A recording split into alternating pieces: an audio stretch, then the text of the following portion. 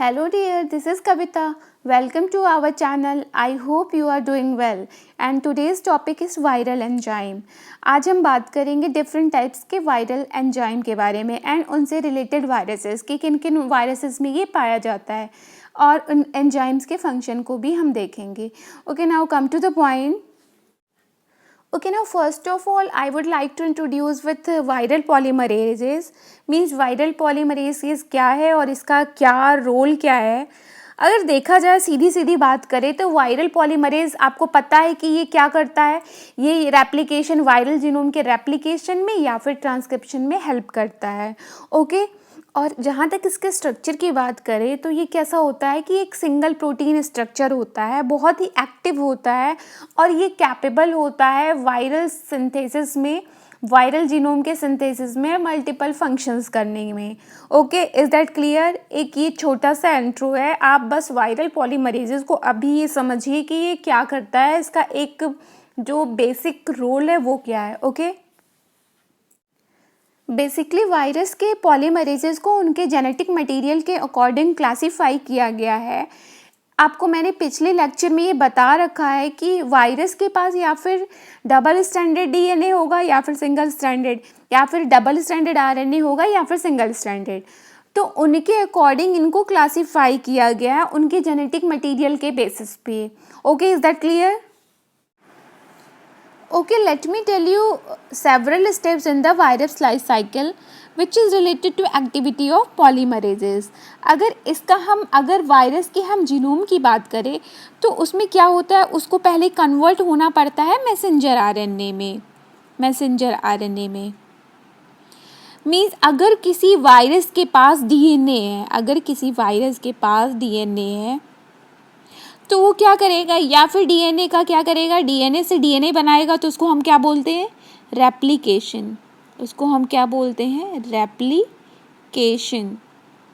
Okay, और DNA से अगर आरएनए बनता है तो उसको हम क्या बोलते हैं, उसको हम बोलते हैं ट्रांसक्रिप्शन.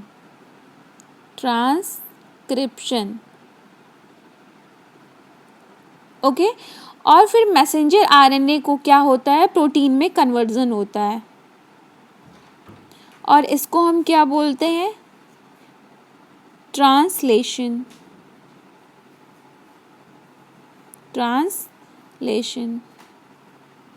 Is that clear. ये बेसिक है, आपको ये समझना बहुत ज़रूरी है पहले. Okay, now come to the point. First enzyme is DNA-dependent DNA polymerase. DNA-dependent DNA polymerase is an enzyme which replicate double-stranded DNA genome. Okay? Replication of double-stranded DNA genome. ये replication का काम करता है DNA-dependent DNA polymerase.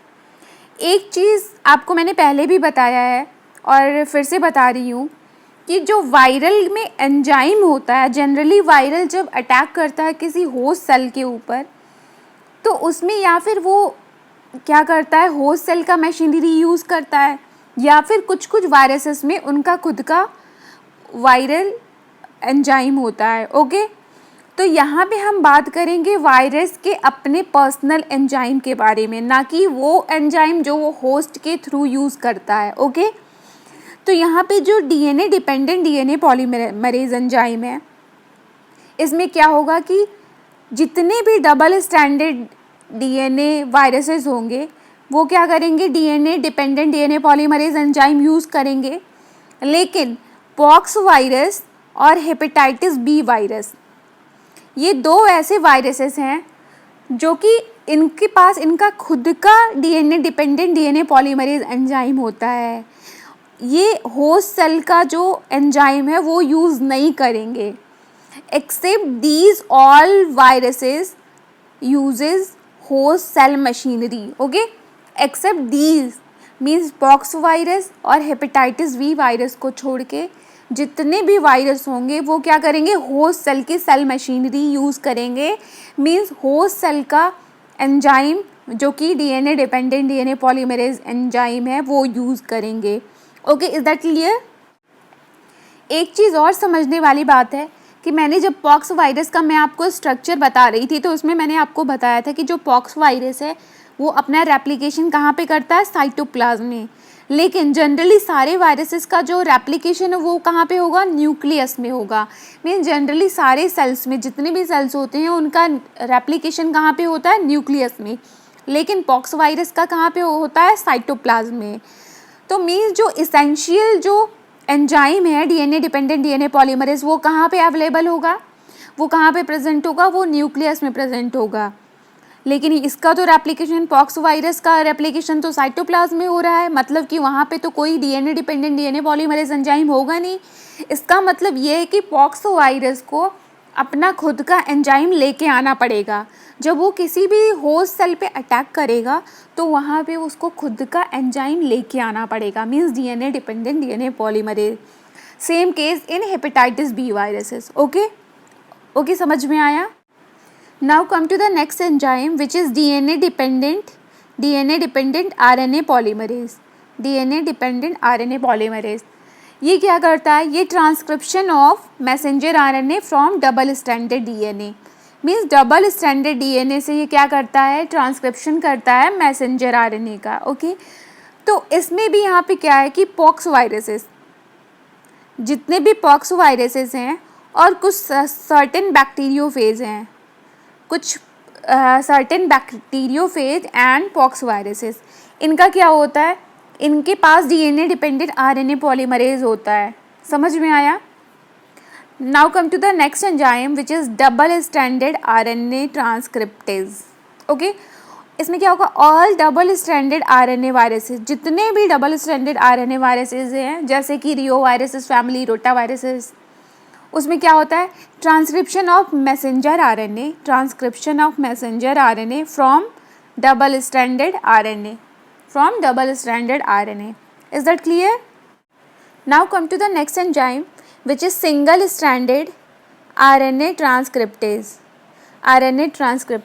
इसका काम क्या है, ये क्या करेगा, ट्रांसक्रिप्शन करेगा of positive RNA from negative sense RNA and replication of negative sense RNA. तो इसमें क्या मैंने पहले भी बता रखा है कि जितने भी नेगेटिव सेंस आरएनए होंगे वो पहले कन्वर्ट किस में होंगे, वो पॉजिटिव सेंस आरएनए में कन्वर्ट होंगे। उसके बाद ही ये क्या करेंगे, ट्रांसलेशन होगा इनका, मतलब इनका उसके बाद ही प्रोटीन में कन्वर्जन होगा।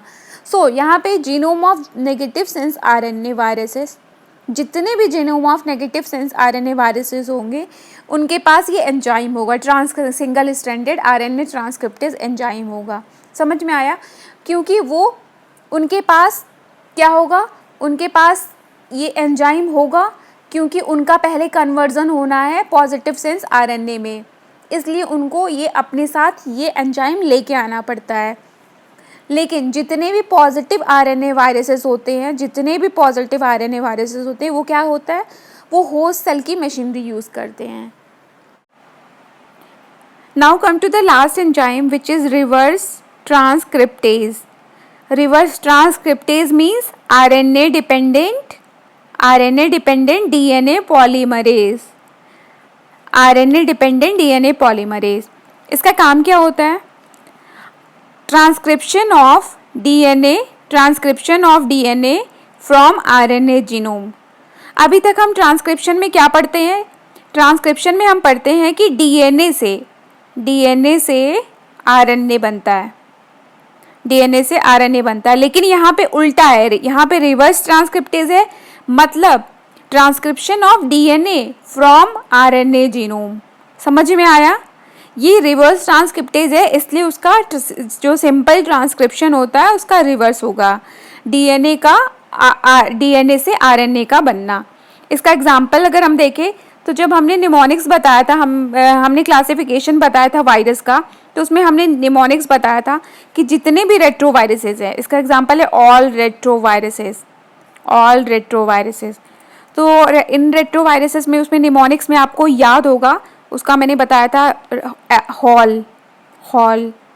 तो उसमें क्या आया था, हॉल में HIV, H for HIV, O for oncoviruses and L for lentiviruses, means all retroviruses. Is that clear? Okay, now come to the next. Here it is a kind of flow chart related to viral genome, which is DNA viruses and DNA viruses, then single stranded DNA viruses or double stranded DNA viruses, and RNA viruses, then positive sense single stranded RNA viruses or negative sense single stranded RNA viruses or double stranded RNA viruses.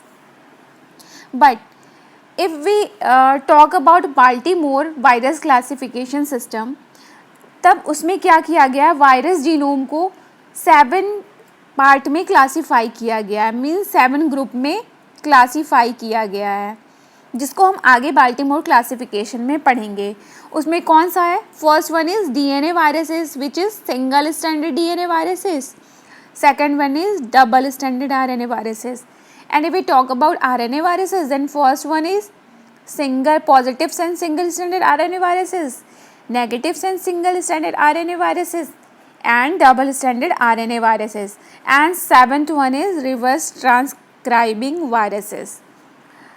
समझ में आया? ये कुल मिला के 7 Baltimore classification के according 7 group में इसको क्लासीफाई किया गया है. Is that clear? Now come to the single standard DNA viruses.